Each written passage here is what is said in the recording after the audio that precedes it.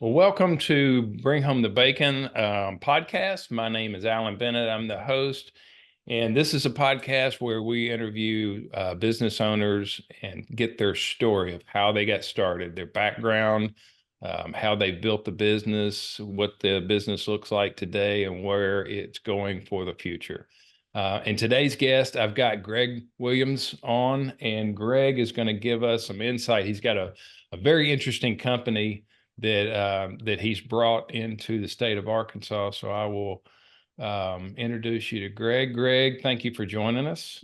You're welcome.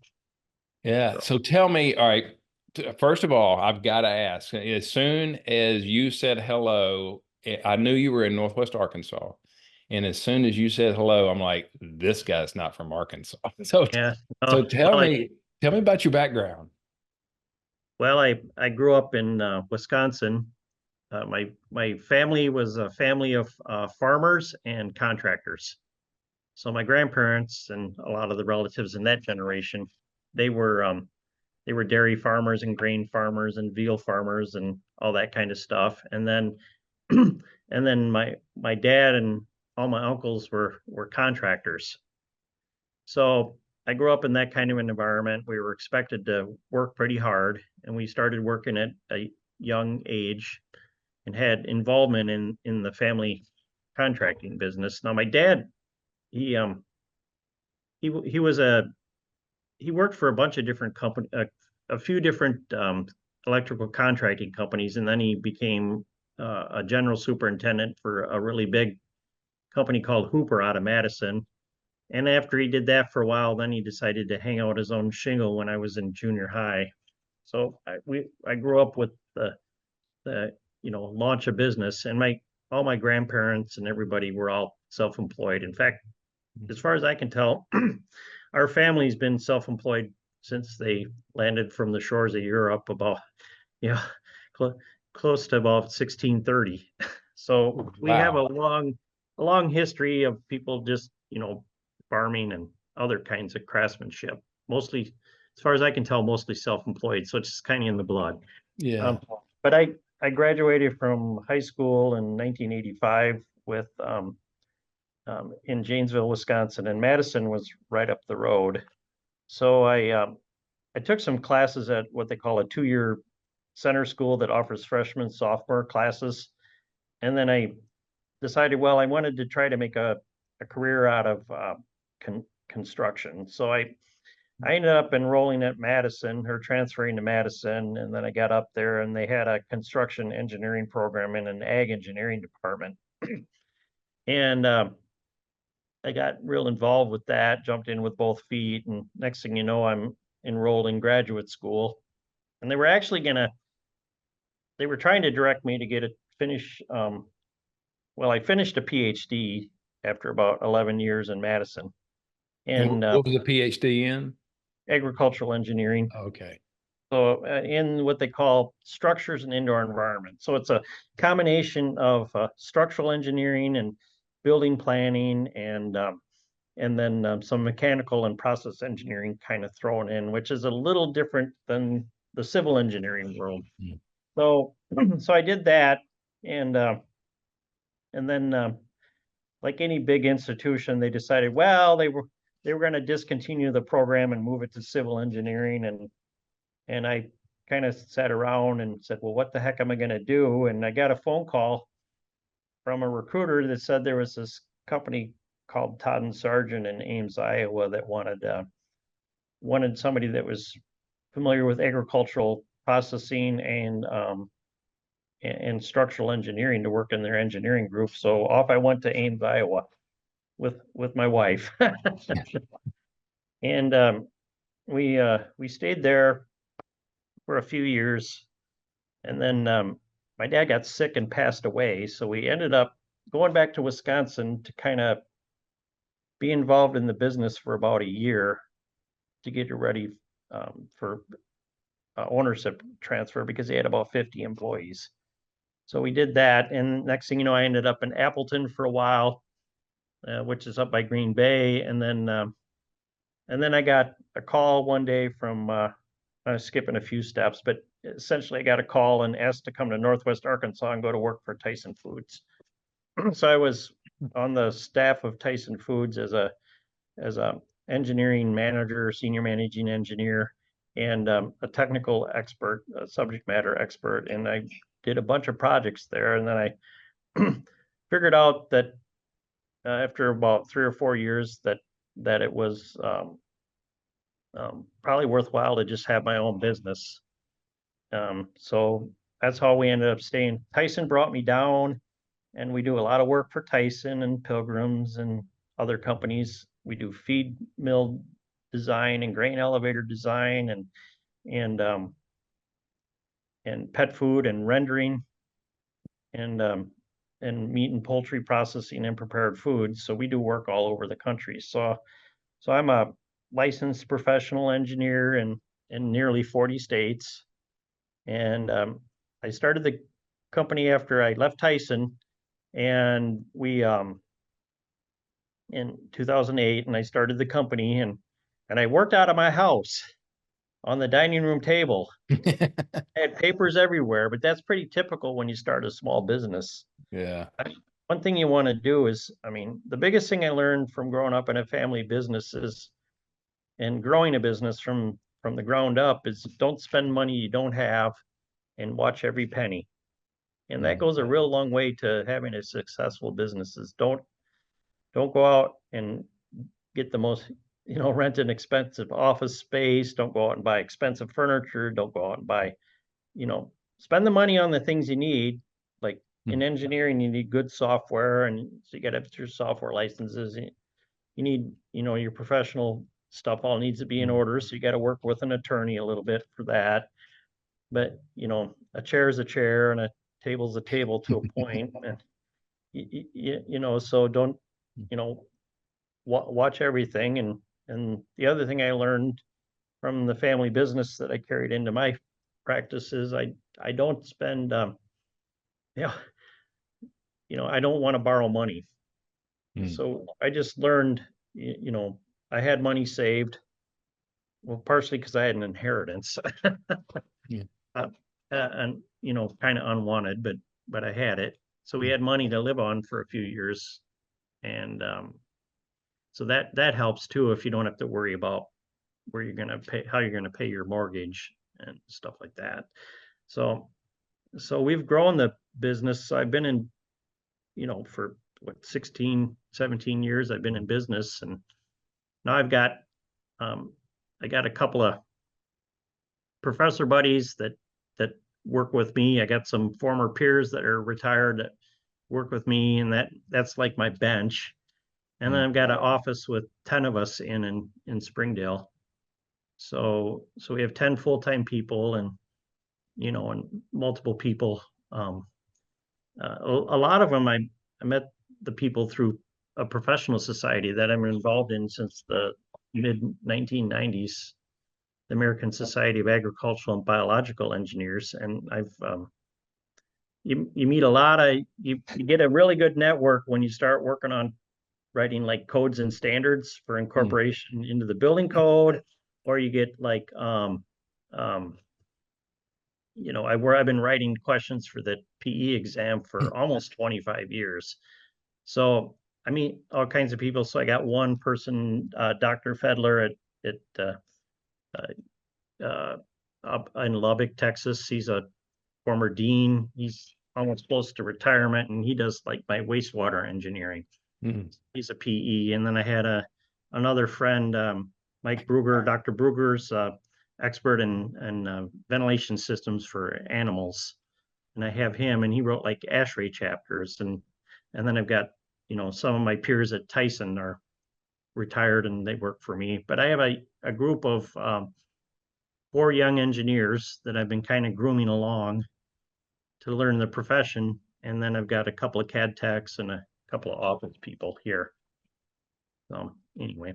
Yeah. So tell me, to kind of take a step back, when you were at Tyson, that was the last corporate job, is that correct? Yep.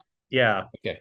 So talk me through stepping off the ledge of corporate America into your own? Kind of walk through that. Well, What kind of conversations did y'all have at home at night over dinner? oh, well, my wife was worried. Yeah, I imagine so. I don't, but I'd been through it. And so I kind of told her that there's nothing to worry about. I've been through this and it's going to turn out better in 5 years than what we could ever do working for somebody else.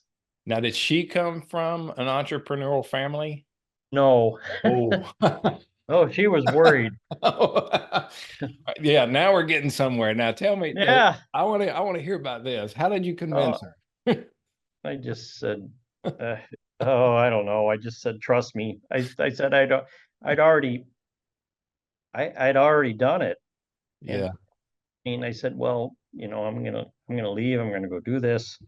Um, I had a short false start where I had an attempt at having a business partner, but a lot of times business partners don't work out. Yeah. Because what happens is one person works way harder than the other. And then they get upset. My dad had a business partner in his contracting business, and after about 3 years, he ended up buying his partner out. Mm. And they were best friends up until that point.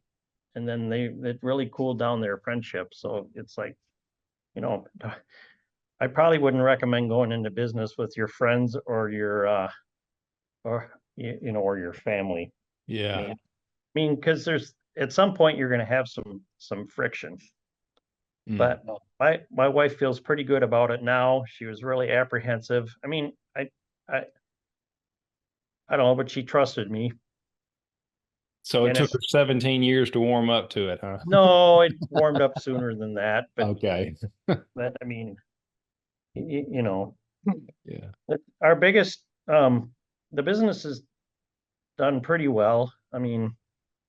It it the struggle I have in like Northwest Arkansas is there's not a lot of talent pool to draw on for engineering. Mm. It's really it's like food manufacturing, it's transportation, it's retail. Mm. There's not a ton of engineers. There's a group of engineers that really work around Walmart, and then there's like a couple of small groups like us that kind of work around Tyson. Mm. But when I was living up in Appleton, Appleton's the hub of Yeah. the pulp and paper industry. They had thousands and thousands of engineers because these projects are like billions of dollars with, needing hundreds of engineers to work on them. And there's doing work all over. And, places like, in Alabama with, the aerospace industry, they got a lot of engineers. And South Carolina has a lot of engineers because of the um, automotive and Texas has communities based around oil and gas, but Mm. Arkansas has people based around chicken and Walmart. Yeah. Right. And Yeah. so that's the biggest struggle. And a lot of people, they don't see Northwest Arkansas as an entrepreneurial hub of Mm. North America, but it really is. When you look at it, if you look at the number of billionaires per square mile, Mm. Northwest Arkansas, Benton and Washington County have like more billionaires per square mile than anywhere else in the country. So Yeah. it's this, and this little area in the country that was kind of in the Ozarks that was for a long time was really hard to get to, got schooled Yeah. by you know, a couple of really good entrepreneurs and a lot of people that are right behind it that are pretty decent that have the smaller companies that grew up around it. But they kind of they kind of schooled the whole country a little bit, didn't they? Yeah. Yeah. They won up to a lot of folks. Yeah, and in a quiet kind of way. But and now there's two Fortune 50 companies, but Mm. but a lot of people they say, well, I'm from Chicago. What is there in Northwest Arkansas? Or I'm from Madison, Wisconsin. What's in, you know, Yeah. Northwest Arkansas? But I had one kid. He was finishing his PhD, and I really wanted him to come on, and he didn't want to come down, but he said, "Oh, I got this girlfriend I want to get married, and we don't want to live in Arkansas. And Yeah. I, her area, she had working on a PhD also, and her area was animal welfare. And I said, listen, I said, they got like a 50-person animal welfare group right here in Springdale. Yeah. So there's a lot of opportunities, but they're just like, I don't know, they're not really advertised. But I mean, there's a lot of businesses though that kind of sprung up serving the chicken industry. It's not just engineering, it's, fabrication and Mhm. contracting. There's people that there's a lot of small contractors around that people do, but that people do a lot of work and they make a living, pretty good living at it for the most part. Although it's kind of rough and tumble. Well, speaking of rough and tumble, let's say, let's walk back to when you have started your business, and I don't know how long. Let's just say you've been going for a couple of months. When the first business I had, that first major obstacle that I had was just about crippling to my business, and I got through that. I assume that you may have experienced something similar to that, like a big obstacle, and how'd you overcome it? Oh, well, I don't, I knew a lot of people and um, I didn't have a tremendous amount of obstacles. I mean, I would always I would always find a way to find projects because I knew enough people. I had a pretty good network. Even Mm. even though I'm an engineer, I'm a little social. It's kind of, so I mean, and I actually, I mean, one thing is you could say, well, how am I going to get clients? And a lot of people, one way I got clients is there was a bigger engineering firm that needed my technical expertise. So I actually agreed to help them out for a year as an embedded consultant. So they paid my fees, and then I helped them grow a group. And it wasn't, it was in my area of expertise, but not really in my market. So I mean, I guess that was how do you get a those long-term projects and stuff. Yeah. Well, I mean, that was probably about the worst thing I had, and I managed through it by just looking at how to solve, you know, give them something they wanted, right? Because in Yeah. engineering, we get paid to help solve people's problems. So they had the same that skill gap that I was telling you about, Yeah. qualified people, they didn't have it. And that allowed me to focus um, on that, but it really didn't cripple me. I just managed through it. And a lot of times, you know, I work pretty hard and I'm pretty efficient and I understand the material pretty well that I have to deal with. So I usually just keep my head down and will push through it. And Yeah. I mean, that helps a lot. But as I grow, you end up picking up other products because not everybody has the same education, background, and experience. So and we sell time and solutions and in consulting. So yeah, you got to figure out how to elevate your people. Yeah. You know, you don't want to like keep them from learning, but you also got to realize that somebody's paying for that. Right. Yeah.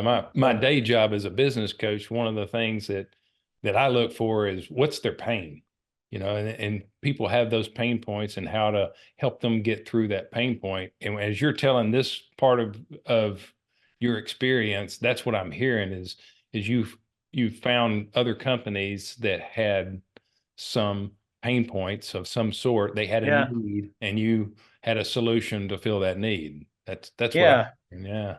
yeah. Well, that kind of helped me at the beginning Yeah. doing that, and now my pain point is you can find entry level people and but it engineering is a profession that's not learned in like a month or a year. It's learned over a decade, you know, Yeah.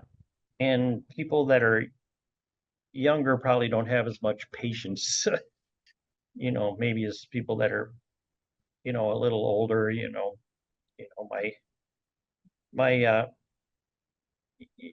my dad was like, well, you got to put your time in, you got to do this, and then things will come. Don't, you got to Mm. have patience. And I think a lot of not entirely, but I've noticed a lot of younger people they want things to happen faster. And that instant gratification is a big deal. Yeah. Yeah. So that's always a concern. But and the other thing you can wrestle with is people don't have the engineering programs actually don't teach you as much today as they did like 30 years ago. So there's a academic institution that called ABET does the accreditation of the university programs, and they allow the university programs to cut the number of credits down by about 20 credits to That's get a a degree. lot. Yeah, well, so my bachelor's degree is equal to today's master's. Mm. So the master's, my master's is, has a good bite. You know, I've I have way more education than what um, the people coming out of school have. They'll never be able to get to it unless they want to take a bunch of extra classes just for the sake of having them, Yeah. because it won't get them another degree Yeah. necessarily. But yeah, so that's one thing. The other hurdle is people, you know, not as many people in America learn to work with their hands as much. Yes. And so, but in engineering, we make instructions for people to build things. So if you have even some experience building something, you can probably make better documentation, and you understand things that a lot better, you know. So walk me through a project as far as and I know we have just a few more minutes on this, but Mhm. walk me through and I shared with you earlier, my son's a mechanical engineering student. Yep. And one of the things that he keeps talking about when he talks to his instructors is we're working on these programs or on a process. Who is it that explains all this to the people that are actually doing it? So in your line of Oh, work, how do y'all do that in your line of work? You come up with a system. How do you well, implement? so your son's asking, how do I communicate my engineering to people? Yes. Oh, so in well, so a lot of my stuff is building construction. Okay. So we make the language of engineering is drawings and specifications for that. So I mean, I don't, you could be in manufacturing, you're gonna make like if you want to make a lawnmower, you're gonna make they're gonna conceptualize what a lawnmower is, and they're gonna use software to model it. Okay. And they'll do different things, but they gotta look at it from like a how do I build it? And then they gotta look and see, how do I power it? How do I assemble it? Is it strong enough? How do I keep people from chopping off their toes or their arm or something? Yeah. And we do building construction, and we're making so there's you in order to be a successful engineer, you have to understand thousands of pages of code and supporting standards.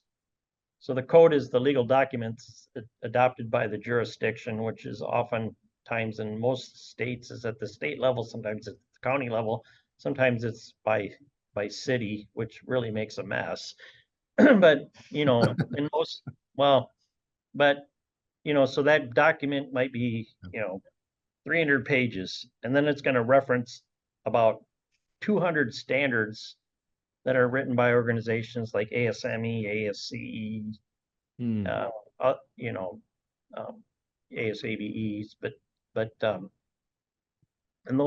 everything you do has to comply with that, and then but you make drawings, so you make the plans to build the plant.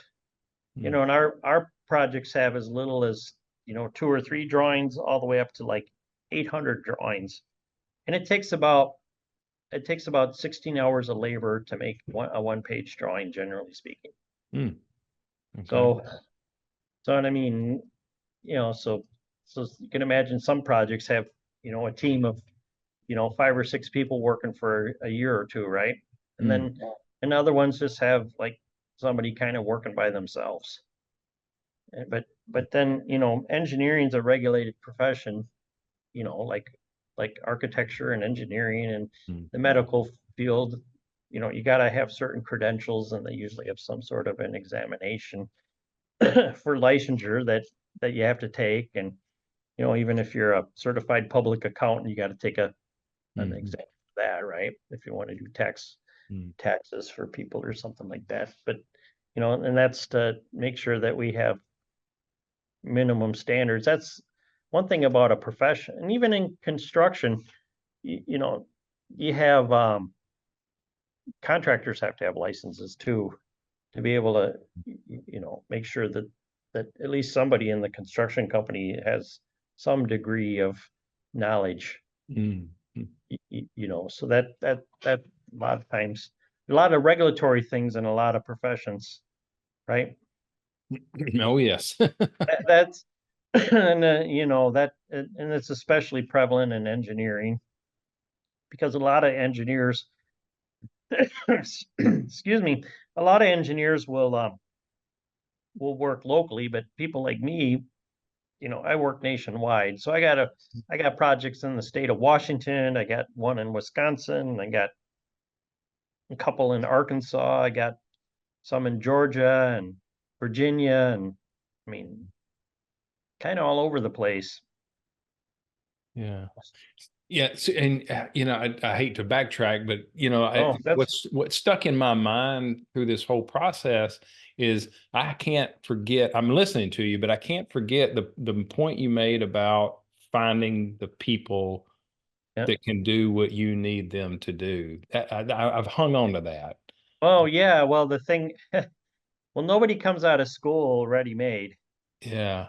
So, I mean, how much do you think people, if they get a 4-year degree in engineering, how much do you think they know versus what the job might require? What fraction? Yeah. I Very little. I'd Yeah. say 1/10. Yeah. And so well, even if you wanted to be like, you know, an HVAC technician coming Mhm. out of high school, it's the same thing. They know almost nothing, and then they got to learn it, and it's a lot of it's hands on, but they got to learn a little bit of the scientific principles or engineering principles behind the trades work. So if you're pushing air through a duct, I mean, the guy has to have a few common sense things about it. He may not need to know what the engineer needs to know. Yeah.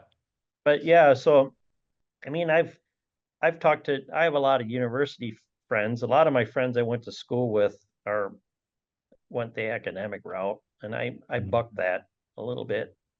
And so I got friends, and I talk to them, and they'll try to make referrals and stuff, but it's hard. It's hard to find people, and a lot of people they think like working for a big company is the way to go versus a small company. But the thing is you could if somebody grows in a little, if you get in with a little firm, Mhm. maybe you don't have the courage to like start your own small business, but you could bootstrap off of a guy that's got something going for 20 years, because it really takes about 20 years to get a business humming along the way you really want.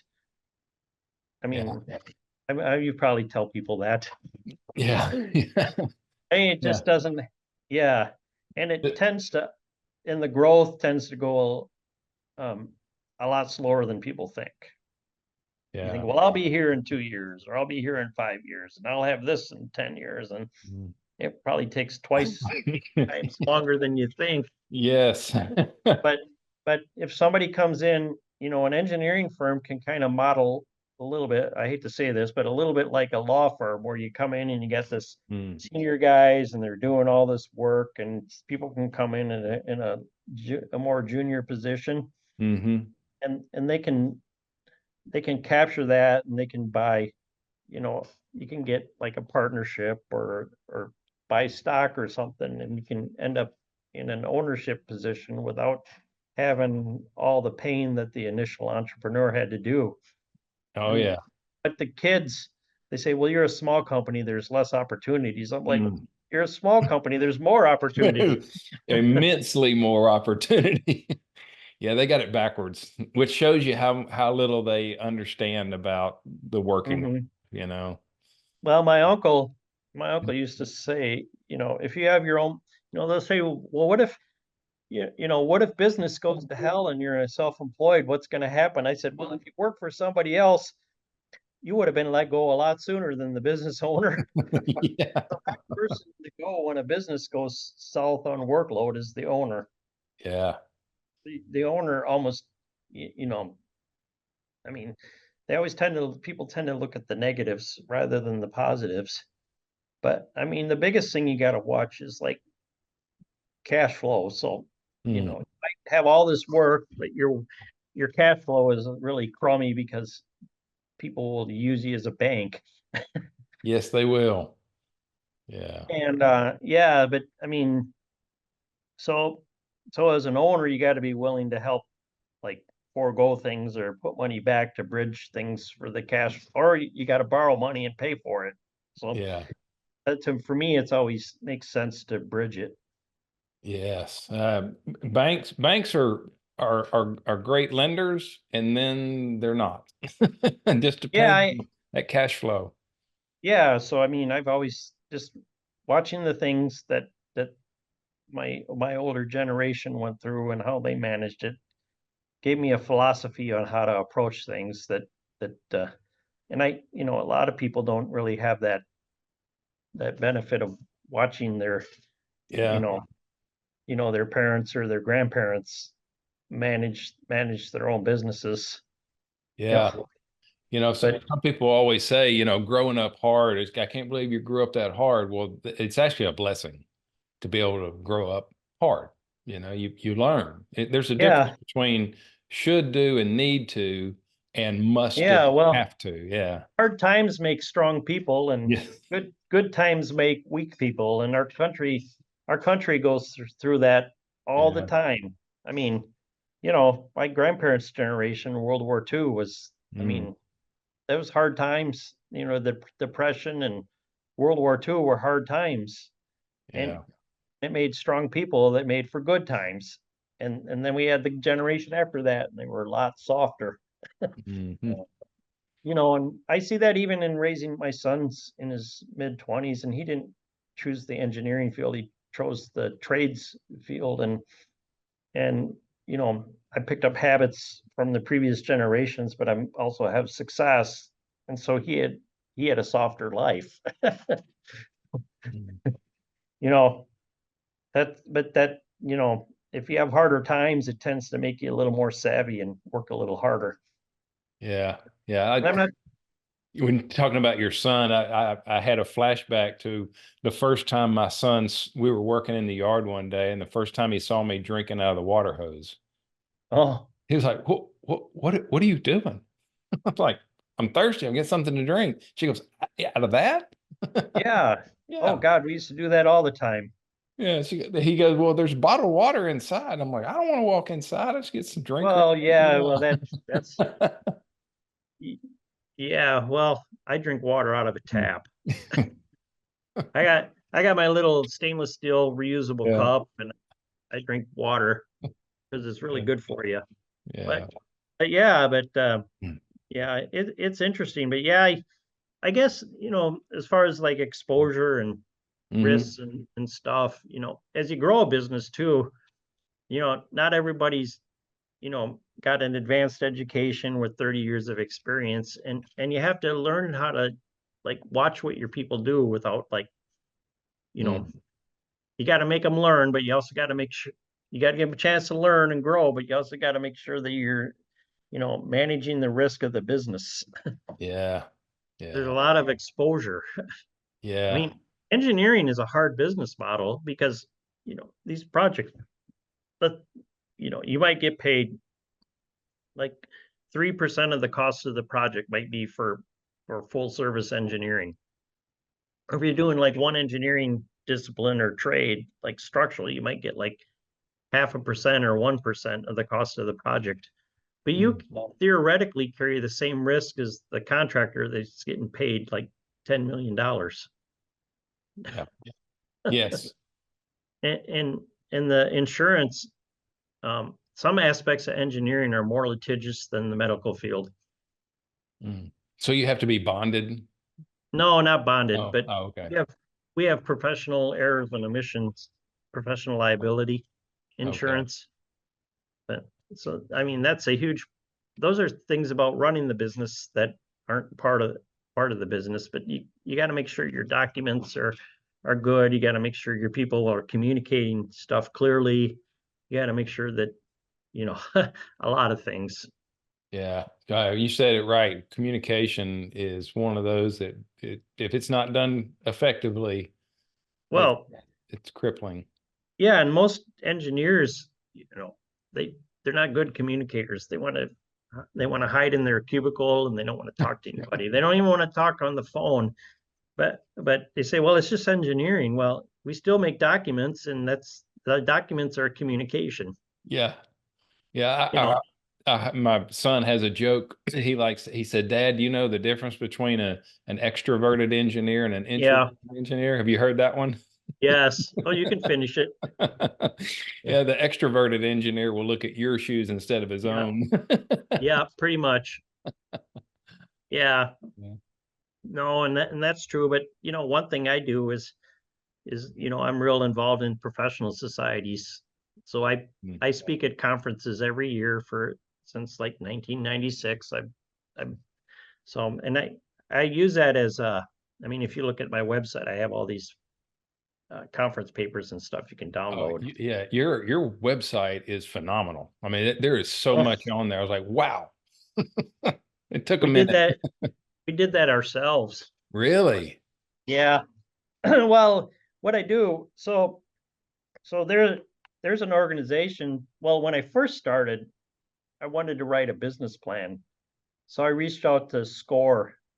Mhm. You know them, don't you? Yeah, I do.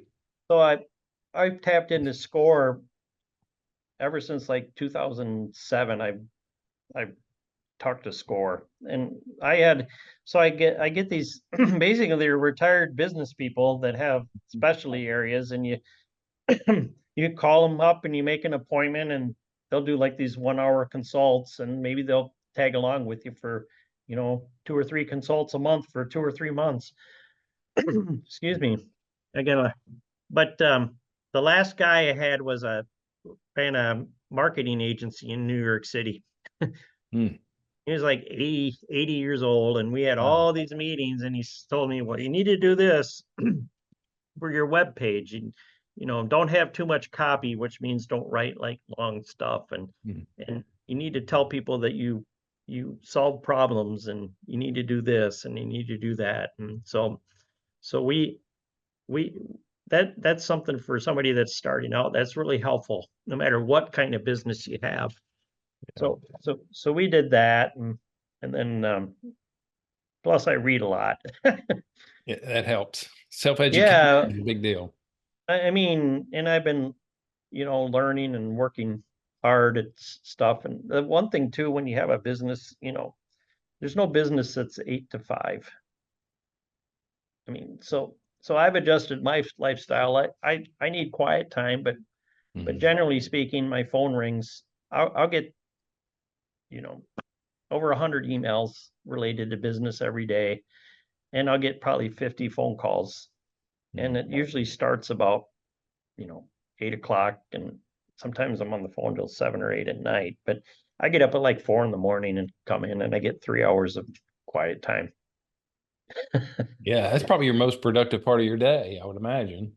Yeah, yeah, it means that I don't stay up much. I haven't been up past 9 very often in the last few years. But But yeah, remember when you're a child, and you always fought. Oh, I want to go to bed at. I don't want to go to bed at 8:30. I want to go to bed at 9:30. When can I stay up till 10? And yes.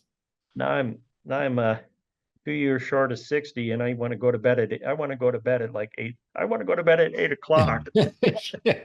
Yeah, I'll be 56 in June, and Yeah. what's that? Once I see the number 9, even if I'm not tired, if I see it's 9 o'clock, all of a sudden, I start circling the Mm, drain. I'm like, oh my God, it's 9 o'clock. yeah, but Yeah, and the other thing too, when you're running a business, usually you're very dedicated to it, but Hmm. sometimes your long-term clients will, that you do a really good job for when they rely on you. You'll find out eventually that's your social circle too. Yeah, that's right. You know, and so that's because you're not going to have, you're not going to have 2 hours a day to go down and hang around in a pool hall and learn how to shoot Right. pool. Yeah, no, there's none of that. No, or anything like that, or whatever, or a mountain. I used to be a really avid kayaker when I lived in Wisconsin, but I worked for other people and I had like 25 years of really fun kayaking. That's what those pictures are behind me. Ah, And okay. but there's none of that. I mean, Yeah. your life is your business. But I do a lot of fun things professionally. I mean, I've published. I got a book chapter published with a Iowa State professor 2 years ago, Mm, and I've got standards that I contributed to on standards committees that are adopted into the international building code, which is the national building code. So you need to have. There's always in a profession, you always need to have. You got to give. It's giving, but it's also like establishing yourself at a different level too. yeah. Which I mean, it's in part it's giving, and part of it is like your marketing program. Yeah. Uh, how do you distinguish yourself? And but Yes. I mean, there's a lot of different. Yeah, but yeah, I'd say the biggest challenge for any small business in engineering is finding the right people to grow them. Yeah. Yeah. People that believe what you believe and want to do Yeah, what you do. Yeah. yeah. So I mean, that's one thing, but yeah, but I haven't had too many hiccups. But everything is a lot of stress. I mean, 2 minutes, 5 minutes before I'm on your call and trying to figure out how to transfer a large file to somebody that called with no notice. Yeah. Yeah. Never So boring. how do you do that? I'm curious. Google Drive or how do you Yeah, transfer a well, we large? have an FTP site, but Okay. that's really old school. Okay.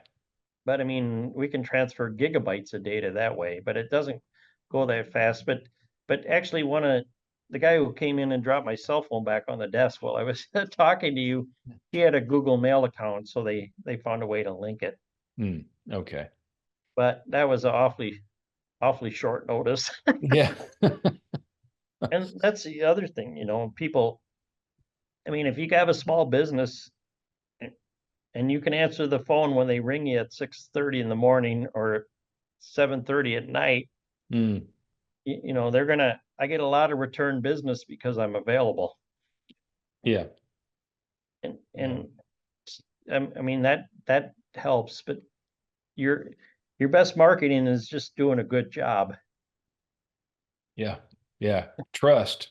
It's Yeah, trust, credibility, connection, compassion. It's all trust. yeah, Communicate. that helps. I mean, there's a lot of other ways, but yeah, but it's interesting. But you said you looked at the website and you thought it was a reasonably well done website, Oh, huh? wow. Yeah. Yeah. I mean, it was I mean, the markets, the services, of course, I'm looking at it right now and Oh, solutions. Yeah, yeah, there's a lot there. And the pictures are and great. I like the chickens. Those are my favorite. yeah, well, I those are because we have NDAs for a lot of stuff. Those are commercially available pictures. Mm, They're not actual work.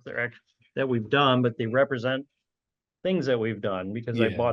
I bought the rights to the pictures because you don't Yeah. want to make your clients mad by posting their private Uh, pictures. yes. Yes. Yes. Yeah, people are quite sensitive about an NDA. They Yeah, tend to enforce yeah. that. So everything we have, but yeah, but that's a software that actually is it's basically it's like a WYSIWYG software. It lets you like do columns and buckets and Mm, with very little HTML programming. yeah. So Yeah. That's a and great website. well, that's good to hear because because we didn't have a professional website maker. No, it looks That great. gets back to something else too. I mean, as an entrepreneur, you want to do the things that you can do, and it Mm, gets back to that rule number one from my dad and grandfathers: don't spend money you don't have to spend, because you might need that money for something. You know, you never know. You might be booming along for several months, and then you got a soft month. And when you're in a business that uses brain power, you can't say, "Well, I'm going to let half my brain power go," because mm-mm. you'll never get them back. So you got to have you might need that $3,000 to pay somebody.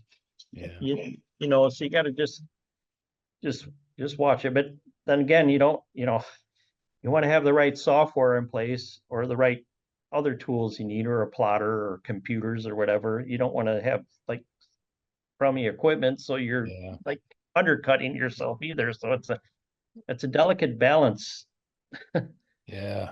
Yeah. you It's know. a challenge every day. Yeah. So Yeah, but the big question is now how does your wife feel about your business? oh, she likes it. Okay. Then you've done well. Yeah. Oh, yeah. Yeah. So we're doing all right. So Yeah. Well, so good. yeah, Well, she's a little older than me. She's talking about retiring. So, but I know most people too. I mean, when you have a business, you don't, I mean, what are you gonna, people that go like 80, 100 hours a week and then go from that to zero, then what are they gonna do? yeah. Yeah. That's, Sarah, I'm an exit planner when I help, people Oh get yeah. business ready. And that's one of the biggest things that I see is business owners say that they're ready to leave and they're not. And they'll No. back out of a deal. And that's what most of the buyers are scared of is they want to buy that business. And the next thing you know, they're like, well, I don't know what else I'm going to do. I've got a client right now. There's three partners. Two of them don't want to sell only because they don't have a plan. They don't know all they do is work and they don't Hmm. kayak or they don't do whatever. And Yep. so They they're work. they're they're kind of stuck right now. Yeah. Well, something, my academic friends, I've got friends down at the U of A. The department chair of the ag engineering department is a PhD classmate. So we've known each other since like the early 1990s. And I mean, but he told he this is kind of funny. So I was having lunch with one of my old Tyson peers, and he's gonna be leaving Tyson, and he wanted him to come teach, and then he was looked at me and he says, "I don't want you to come teach because you'll be too it'll be like a scared straight program. He said we want him to finish because you know there's a lot of reward, but there's also a lot of things that you don't think about that you got to deal with. And Yeah. it's the you deal with people, you deal with contracts, we deal with engineering work, but you could insert whatever you do, I mean, in every problem that's an employee's problem is your problem, Yeah. pretty much. If they have money problems, or if they have kid problems, or if they have these problems, all of a sudden it's like your problem. So you're Yes. people don't Yes. think about that. Yeah. And somebody has to have a sense of urgency about them or it all just fumbles around right there. Yeah. Mhm. So, I'm pretty fortunate that my wife handles a lot of the household stuff. She actually works from home for a hospital. So and works in the business office doing stuff, but there's dangers to having work at home. Yeah. Yes. Yeah. Well, it's good. That's so she supports your business in that way to where you can stay focused on the business and she Yeah. takes care of the stuff around the house. That's Yeah, a and there's a lot of partnership. other things too, like in business too. If you're in a business where there's exposure for, legal exposure for the type of work that you do, you need Mm, to think about how you're going to structure your personal and your business you don't want to work for 25 years and then turn around and have all your assets exposed. exactly. Well said. Well said. So, I mean, so I've got multiple business entities. It's kind of layered. So certain parts of the business are broken up into other parts of the business. And then on the personal side, I've had some pretty good planning on that side with like trusts and different types of things. And like in the state of Arkansas, you know, yeah, the only thing I really own is the business, and everything else is owned by another entity. Yeah. Yeah. Yeah. And then, that's another thing. A lot of small business owners are so busy doing their thing that they don't even stop long enough to think about structure of the business for protection, for risk, minimizing risk. Yeah, well, but the other part is, if you do something wrong, you got to have insurance. Yeah. So, I mean, we've got pretty insurance is done pretty well. So the guy that sells me the insurance has got me covered in about 8 different ways. But it's pretty expensive. I mean, Yeah. it's pushing a 6-figure expense. Yeah. For a small business. I mean, but overhead, there's a lot of overhead in any business, but Yeah. yeah, anyway, geez, someday I'll have to come down Yeah. to Little Rock and look you up. Yeah. Well, I've got a daughter that graduates high school, so I'll be in Northwest Arkansas on a regular basis starting this summer. Oh, for the U of A? Yeah. Yeah. Yeah. Yeah. She'll be a freshman next fall. Yeah. My wife and I both went to school there at U of A, so Okay. we're regulars in that part of the world. Yeah. Yeah. Well, the big one, being a outsider moving to the area, I, you know, the everybody's a big U of A football fan because Arkansas doesn't have a professional football team. It's like, in Wisconsin, they were all like the Packers, Go they Pack don't say, Go. yeah, well, they don't even, Wisconsin's so different that, you come here and people say, well, what church do you go to? Or this, or then Wisconsin, they're like, hey, you a Packers fan? I mean, that's the only question they have. Yeah. I remember going to like Home Depot or Lowe's on a weekend and the whole store will be empty during the Packer game. I mean, literally, it's like they have like 2 people in the whole store and the store is empty. Oh But yeah. everybody's pretty good or pretty excited about the U of A Oh yeah. team, and but we had the Badgers when I was a student up at Madison. The Badgers were um had a horrible football team, but the students like the partying and the Oh yeah. drinking age was like 18 Yeah. then. And but then they got a really good football team after a while. And then that just exploded. So they had the Badgers and then they had the Packers and Mhm. Yeah. stuff. But So did they have back in your day, did they have Wandos? condos like a Wandos is a little corner bar there right off no on no. University. So they had the place called the Copper Grid down there by Camp Randall Stadium, and then they had Okay. the Big Ten Pub, and they had the Regent Street Retreat. And I don't even know, maybe the Big Ten Pub's still there. But the big thing and your son needs to do this before he leaves, is get his lifetime student union membership, because that's like in Madison, that's like a big to do Oh, to go okay. down, because they have this Memorial Student Union, and they have a lake terrace, and they sell beer, but they only sell beer to students and to union members, student union members. And you could come in. It's kind of funny because you'll have like these out of town people, and they'll be like 70 years old, but they won't let them buy beer. So they got to ask the young kids to buy Yes. it. Yes. I've done that. I've been there. It's great. It's a beautiful lake out there. It's And in, there's a bratwurst place there. it used to be, there was a bratwurst place called State Street Brats. That's still there on State Street. Yeah, and then they had the Greek sandwiches, the gyros. They had 2 Yeah. competing gyro places, and one of them's out of business, but they still have the one left. But Yeah. back in the 80s, they would shout profanities at each other across the street. Yeah. State Street Brats is still there. Yep. Yeah, State Street Brats, and then Parthenon gyros, and they had that there was part of the the south side of campus was a old Italian neighborhood, and they had all these great Italian restaurants, these mom and pops, but I think they're mostly all gone now. Mm. Yeah, So that was, he's over on Mill Street is where he is. He's on Mill. mm, Yeah. yeah, so I mean, it's an enthralling town, but eventually it's very expensive to live there, and and they're not in touch with the reality of the broader country. I would agree So, with that. so I mean, in Fayetteville's like that a teeny bit, but not as bad. Yeah, not to that extent, no. So, but yeah, so anyway, but Yeah, well, thank you. I've enjoyed the conversation. I've learned oh, a well, I lot. Yeah. kind of guided myself a lot, didn't I? No, it's all good. The whole goal here was to talk to you and get you to talking. So sometimes in this case, it didn't take much prodding. It was good.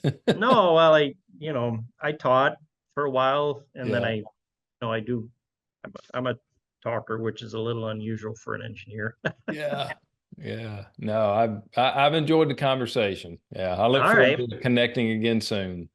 Yeah, all right. Well, I enjoyed it. And Yeah. my phone didn't ring, so that's a good That's sign. good. Yeah. Good for now. And then if it don't ring in the next 2 hours, I'll be worried. Okay. Because it's never just right. It's like farming, too much rain or not enough rain.